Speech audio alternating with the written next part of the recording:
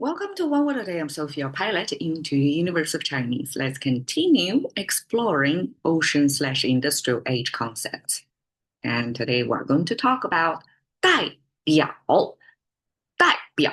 Okay, it's a relatively simple concept.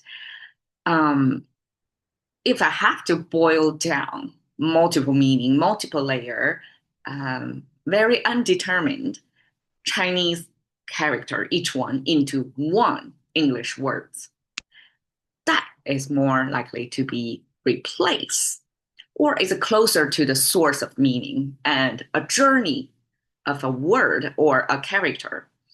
Like this imagery represented character adopt new meanings, new identities throughout the time, just like individual persons, right? We grew into new roles, wearing new hats.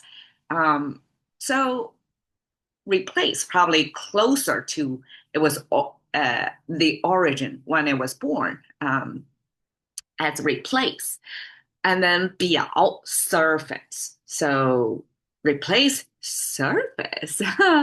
It looks like it sounds like this too may almost of some kind of refurbish to change the appearance of things, right? But not true. 代表 is more, well, if we look at this, I translate as a representative because that's how representative, like a trade representative, 商务代表, right, was translated into Chinese. So 代表 was the Chinese corresponding concept for representative. So then what is a representative? Representative is somebody who is supposed to represent a whole group of people's interests, right? To be the spokesperson.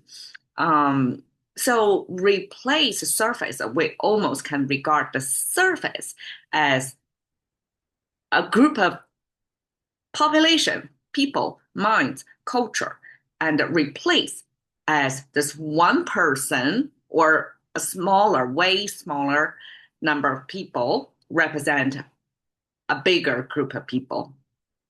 And this replace is instead of talking to all of these people, which is in most cases impossible, you just talk to these few people who are supposed to have already done their homework of talking to the massive amounts of people to be able to have a good gauge of what majority of people are thinking, what they want, right?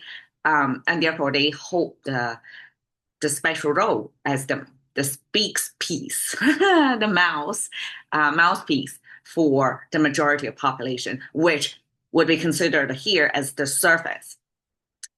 So, okay, in mathematical terms, almost like a few dots on that surface. Either it's a plane, like a flat surface, the easiest kind of surface, or it's like a more complicated, like if we think about a sphere, it's still mathematically calculable, right? You can kind of determine the surface, the location, once you know the sphere's center and the diameter, right? You can calculate where exactly that is. But in real world, probably a lot more complicated surface.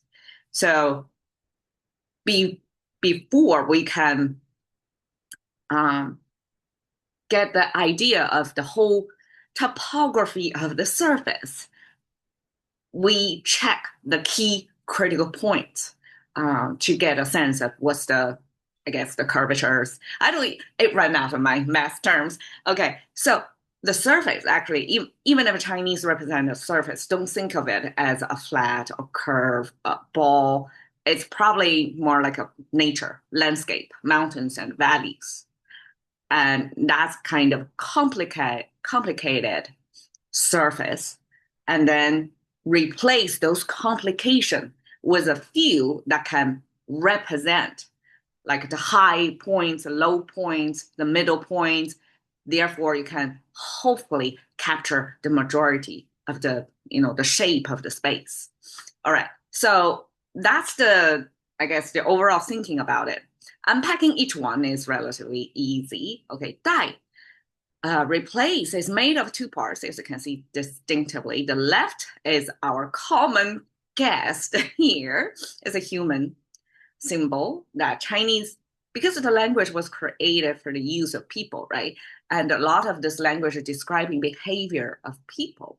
So you can see a lot of human symbol here made into other concepts because we're simply talking about ourselves. So here is the human concept.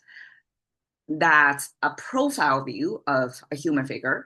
The left straighter line is the front side, our front side of the body, and then the curvature covering the front side is the back torso, which is more curvious. And Chinese simplify that as we have this front and back side.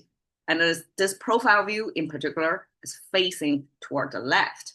If you see it's flipped, it was specially meaning like intentionally to mean something else. But by default orientation of Chinese culture and character here is leftward facing. And then the right side is daggered axe. I guess that's the ancient, most commonly seen war weapon. That this kind of a curvature staff used to be kind of a long staff or spear, and this pointy thing used to be connected to make this axe triangle shape. And eventually the edge of the axe got lost in history, and we're left with these two separate lines. But originally it was like an axe. That's a weapon attached to the end of a long staff. So you have the range, and you keep a distance from your enemy, right? So that's the ancient how it look. And okay, why replace? It's made of a human, and this weapon. My theory is the weapon is not a bio thing. It won't be killed. It's a weapon. It's a tool. And so when the warrior got killed, somebody else is going to replace the warrior's position and continue use the same weapon.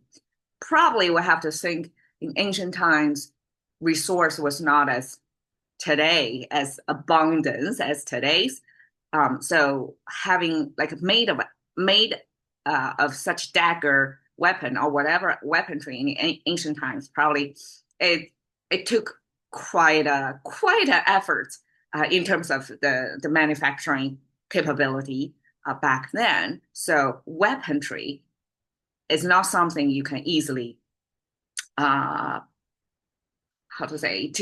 get rid of, discount or write off your book. No, those are going to keep being reused even if the warriors are gone. So when you place a human next to the weaponry, actually weaponry is the one who is kind of a relatively more permanent than the person. Person can switch out once one is gone. Pretty sad picture in terms of today's lens, but that's the ancient reality back then. So this replacing warrior eventually become replaced of anything else. Chinese actually translate 代数 as algebra, and algebra is about handling variables. So variables are replaceable numbers. Use a symbol, an X, to represent that, right? And Chinese, I'm not sure who translated that actually, got that as 代数. So this replaceable number. So basically, 代数 is variable, and which is the essential.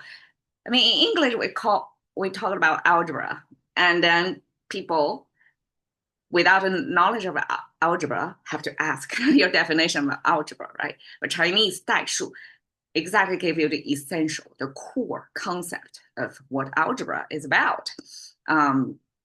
So that's that. 表, we also have seen this one a lot. Made of two parts, actually, is top and the bottom is one character. It's clothing, and which depicts the front neckline and the back neckline of the clothing. So we're using partial, like around the whole neckline shape to represent the whole clothing. And then the middle is hair or fur symbol. So together, when we have fur and clothing, means fur coat. And fur coat, because fur coat have this distinctive side concept of, do you wear the fur inside or outside? Normally the fur, well, I guess how it felt depends on how it feels. Most likely wear outside because the skin part is smoother and is nicer to touch on the inside. So the fur, the surfacing side facing out, non-skin side, would be the fur side. So that's Chinese way to describe what is surface by using a fur coat.